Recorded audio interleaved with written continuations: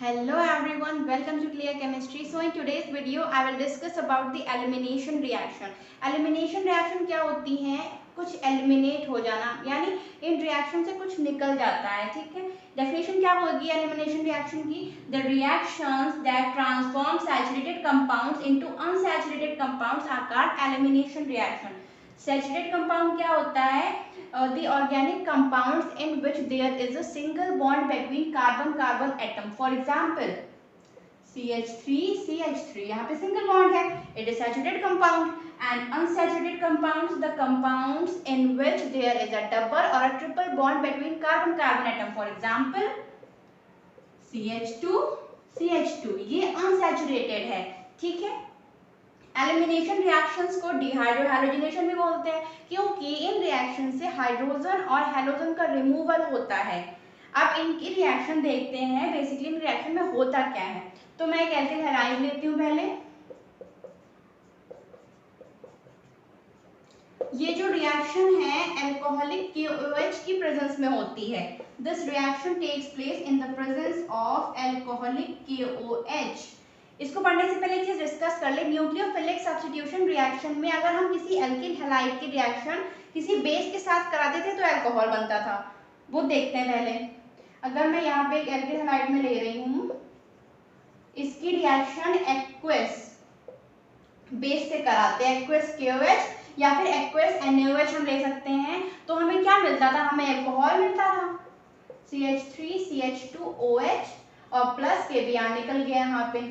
ठीक है, तो ऐसा सिर्फ इसी केस में होगा अगर हम एक्वस बेस लेंगे, यानी एक्वस KOH या फिर एक्वस NaOH, तभी अल्कोहल बनेगा.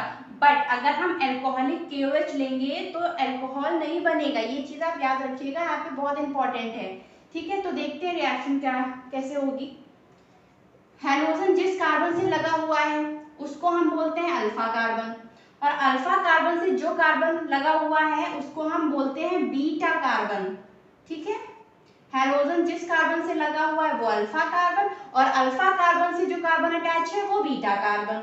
सिंपली इस रिएक्शन में क्या होता है? OH आएगा, OH बेस. ठीक है, बेस का क्या काम क्या होता है? प्रोटॉन को ले जाना. तो OH आएगा, बीटा कार्बन का H ले जाएगा.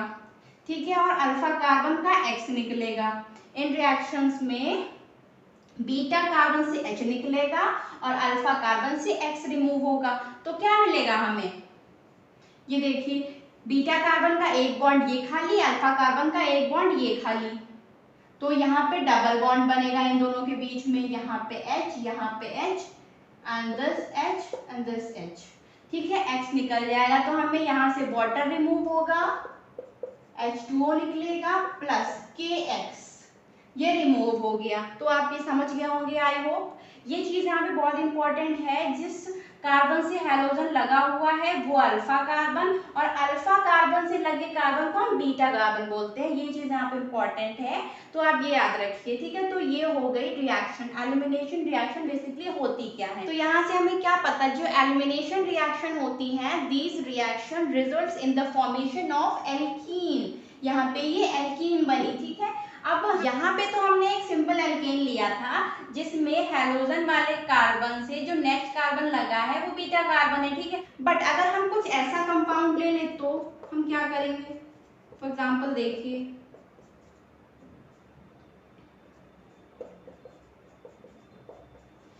जिस कार्बन से हैलोजन लगा हुआ है वो अल्फा कार्बन, और अल्फा कार्बन से इधर भी कार्बन, तब तो ये दोनों बीटा कार्बन हो गए ना. तो इस केस में हम किस बीटा कार्बन से हाइड्रोजन निकालेंगे, या आप कैसे डिसाइड करेंगे? तो इसको डिसाइड करने के लिए हमें एक रूल पढ़ना है, सेटजेफ रूल. तो सेटजेफ रूल क्या बोलता है? मोर substituted alkene is preferred.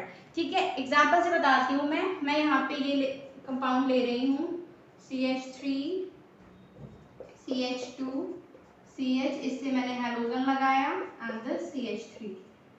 Alcoholic KOH की प्रेजेंस में रिएक्शन होगी. ठीक है, तो क्या होगा? हैलोजन जिस कार्बन से लगा हुआ है ये alpha carbon, and alpha carbon से जो कार्बन अटैच है वो beta carbon, this also beta carbon. Basically इनमें दो प्रोडक्ट बनेंगे, एक मेजर होगा और एक माइनर होगा. तो देखते हैं पहले हम इस वाले बीटा कार्बन से हाइड्रोजन रिमूव करेंगे। ओके, ये देखिए CH3 CH, एक हाइड्रोजन निकालेंगे तो कार्बन का एक बॉन्ड खाली होगा, यहाँ से हैलोजन रिमूव होगा तो बीच में डबल बॉन्ड बनेगा। ठीक है, and then CH3, that's it, ये बना बीच में डबल बॉन्ड। ओके, और बाय प्रोडक्ट क्या निकलेगा? बाय प्रोडक्ट निकलेगा KX एंड H2O निकल जाएगा। ठीक है, हम वो नहीं लिख रहे हैं। अब नेक्स्ट प्रोडक्ट क्या हमारा बनेगा वो देखते हैं। अब हम हाइड्रोजन इस वाले बीटा कार्बन से रिमूव करेंगे, CH3 CH2, इस वाले से हाइड्रोजन रिमूव होगा। ठीक है, इसका एक बॉन्ड खाली हो जाएगा, इससे हाइड्रोजन रिमूव होगा, यहाँ पे डबल बॉन्ड, यहाँ पे CH2। ठीक है, तो ये प्रोडक्ट बना। तो इसमें से जो मोर सब्स्टिट्यूटेड होगा वो ये वाला होगा, मेजर ये बनेगा, and this will be minor product and this is major product. अब देखते हैं ऐसा क्यों। ऐसा इसलिए because number of alkyl groups, इसमें एल्किल ग्रुप देखिए 2 एल्किल ग्रुप्स लगे हुए हैं, एंड इसमें आप देखिए एक ही एल्किल ग्रुप है। ठीक है, तो ये चीज डिपेंड करेगी एल्किल ग्रुप्स पे, जिसमें ज्यादा एल्किल ग्रुप्स होंगे वो मेजर प्रोडक्ट होगा, वही सब्स्टिट्यूटेड होगा, that will be a substituted alkene. Okay, and इसमें देखिए एक ही एल्किल ग्रुप है इसलिए ये माइनर है। जितने ज्यादा एल्किल ग्रुप्स होंगे उतनी ही ज्यादा एल्कीन सब्स्टिट्यूटेड होगी। दैट्स इट, ये हो गया सेट-ज़ेफ रूल। ठीक है, अगर एक से ज्यादा बीटा कार्बन है तो जो मोर सब्स्टिट्यूटेड एल्कीन होगी हम उसे मेजर रखेंगे। ओके, अब देखते हैं reactivity of haloalkanes towards elimination reaction. Haloalkanes की रिएक्टिविटी देखेंगे एलिमिनेशन रिएक्शंस में कैसी होगी। फॉर एग्जांपल मैं लिखती हूँ यहाँ पे CH3 CH3 CH3X. This is 3 degree alkyl halide, and this CH3 CH3H. This is 2 degree alkyl halide, and this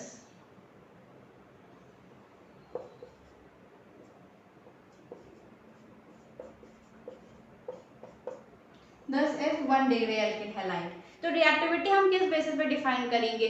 more substituted the alkene greater will be the stability. So जो 3 degree है वो ज्यादा stable होगा, then 2 degree stable होगा, then 1 degree.